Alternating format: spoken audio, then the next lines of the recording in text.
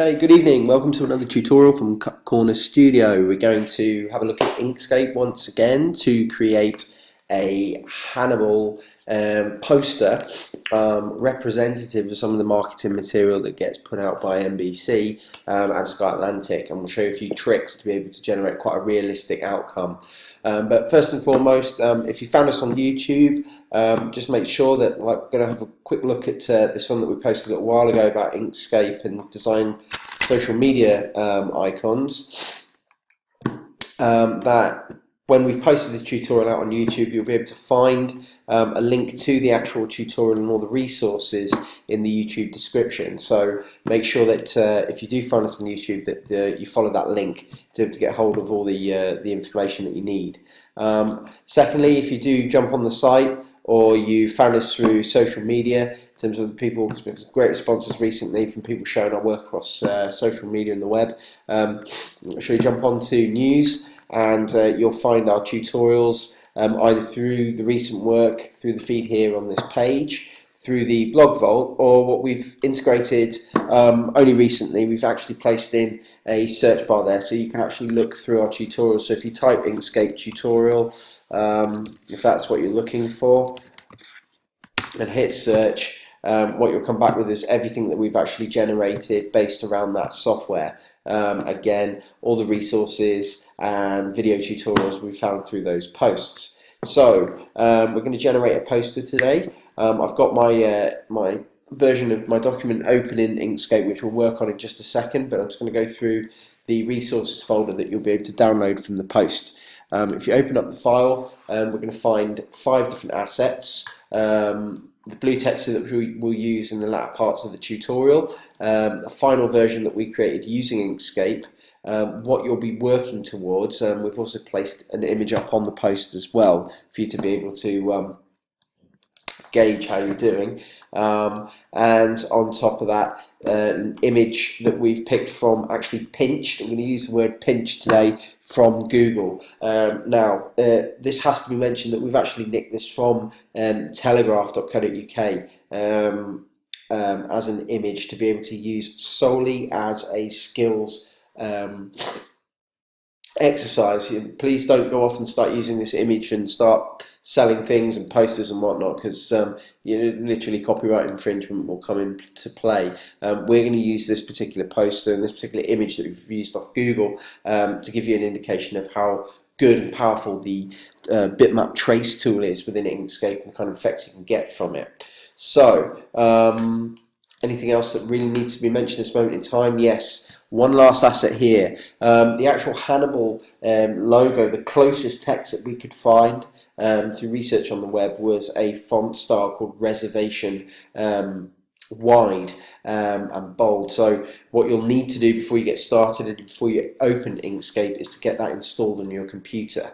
So starting from scratch, just going to maximize this screen. I'm going to go to File, Document Properties, and I'm going to send it to landscape. Now I want to constantly be working off a dark background, because obviously the font that we're going to be working with, the colour of it, is going to be white a bit later on. So I'm just going to change that to black, which is 6 zeros, and change those 2 F zeros at the end to FF, so it makes the background go black and sends, as you can see, the alpha setting on the RGBA to 255, which makes its full colour. Right, zooming in, what I'm now going to do is just go to my grid. I'm also going to have my alignment settings on show with everything relative to the page. So I'm just going to zoom across, and what I'm now going to do is just write the word with my cap lock on, the word Hannibal. And you won't see it there because it's black on black, but if I click white, it then goes to white. Now currently that's not the font that I want. The font that we're going to use is called Reservation Wide. So if I scroll down to ours, we should be able to find it in the font list. So if I scroll down a little bit more, up a little bit more, and there it is there. So as you can see straight away, it does actually look quite similar to the logo, but we've still got some tweaks to make. So what we're now going to do is just send it to the middle, and I'm going to duplicate it because we need to do some actual text edits to get that effect that the logo has in terms of that sort of spiky N. So what I'm going to do for the first level, the second duplicate, is I'm going to delete the first 3 letters, and I am then going to delete the last 4 of the top. And what I'm very quickly going to do is just merge them both to the middle, so they're sat right in the middle of the page. And then very quickly I'm just going to nudge this across. Now rather than use my arrow keys, let's get used to using this X and Y coordinate. If I increase the numbers on the X coordinate, push that to the side, select this one and go down, so I'm bringing it, thinking of it in terms of a graph, I'll bring it closer to the left hand edge. I'm just going to push that along, and I'm going to zoom in a little bit more so I can see whether I've got that dead on. Tricks to use if you want to get that dead on is just change the top colour to, say, a different colour there, so that you can start to see whether it overlaps or not, which in that instance is just a couple of pixels, and it would. So couple more clicks and I pretty much got that spot on. So I'm now going to click the minus button, which is on my number key at the top of my keypad, a couple of times so I can see this. And then what I'm then going to do is select both elements, go path and union, so that sticks them both together. I'm going to send that to the middle, and now what I want to do is create that kind of spike. So where I do that is I'm just going to zoom in a bit more by holding down Shift and plus to zoom out. Actually, you don't need to hold down Shift, you can just plus or minus to come in and out. And what I'm then going to do is take the grid off, and some would argue slightly crudely is line up my spike initially to the text, make it go white, and then take the stroke off it by right clicking on that bottom left hand colour. Now that is actually first time it's been quite accurate. So as you can see, if I select all the elements, go path and union, I have pretty much the logo there to play with. Next thing to do is I'm going to actually right click on the white, I'm going to set it stroke, and then if I click on my stroke panel here in the top, I'm going to go stroke style and change that to 3 so it's nice and thick. I'll get an edge around it. I'll go into my gradient tool here down in the left, making sure the linear gradient is selected. I'm just going to hover above the word, making sure Hannibal is selected, pull down, and then I get that kind of gradient in effect through it. Now that is pretty much the text finished. I'm going to send that to the bottom of the page by clicking here, align bottom edges, and I'm going to just push that up a couple of times. Okay, I'm almost happy with the placement. That's just clicking my arrow tool, my keypad, I'm going to push that up a little bit more. And yeah, I'm happy with that. Now, the next thing I need to do is I'm going to get the background in place. So I'm just going to go File, Import, go to my desktop, open up the Hannibal logo, and bring in the image trace, which is okay, like so. Now, going to Path and Trace Bitmap, I am, as long as that, if I go to Path, Trace Bitmap, bring that dialog box up again, so it is there. Pull that aside so that I've got more to work with. I'm just going to click Colors here and then Update. It's going to give me a trace bitmap of this image. Quite happy with that. It's going to produce 8 scans. I'm going to click OK, and that gives me my traced bitmap. I'm going to go to Object, lower that to bottom, and get rid of the image that I originally had. I'm then going to place that. So I don't need that anymore. I don't need the stroke anymore. Moving that in, I'm going to move that to the middle of the page. Now holding down Shift and using the bottom right arrow here, I'm going to pull this out so it stretches right across the background. Now this is warped a bit because I haven't had the padlock on. So I'm just going to go Control Z, bring that back a step, padlock the scale, hold down Shift and pull outwards. And that then sets my background just as I want it to. Now, what you could do is place an NBC logo in here. What we're now going to do is just add a quick bit of text. and I'll also show you how to put the names in as well. So I'm just going to use what we did before. Eat the rude, one of the sayings from the phrases from the film, from the TV show.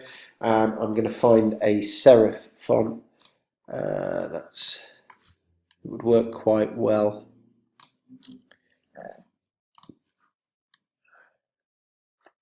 So no. You can pick pretty much whatever serif font you want. I thought it would look quite nice with the actual logo text that we're using. I use Garamond for now. Take the bold off and then size that down to say 24. It's a bit too small. Put it up to 48. And all I'm going to now do is select, making sure that's still selected, and the logo. I'm going to go relative to biggest object, and then to the bottom, so it almost puts it in line with the edge. Use my arrow key to nudge that a couple of times, so that's in place. And then the next thing we need to do is just put some text in for the names. I'm just going to put one in, pause it, and then I'm going to put the rest in after, but it's pretty much the same principle. So going back to that first font that we use, you'll notice from some of the posters that it has a really nice typography setting for the name. So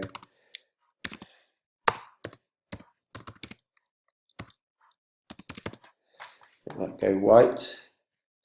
I'm going to size that down to 28 and make this particular element of the name bold. That should work. That one unbold. It's not changing, but not to worry. On a PC it will do. So if I hit Shift and select this one here and put that in place, and then I'm going to place that on the line with the top of that larger object and push that upwards.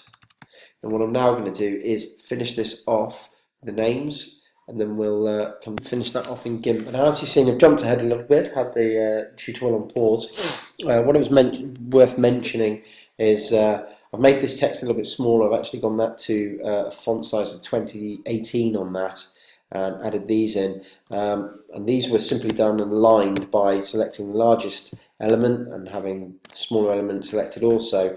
Have one lined up to the left edge, this one to the right, and in this one, what I'm going to do is hold down Shift, select both elements, and I'm just going to push that one into the middle so that that's dead on.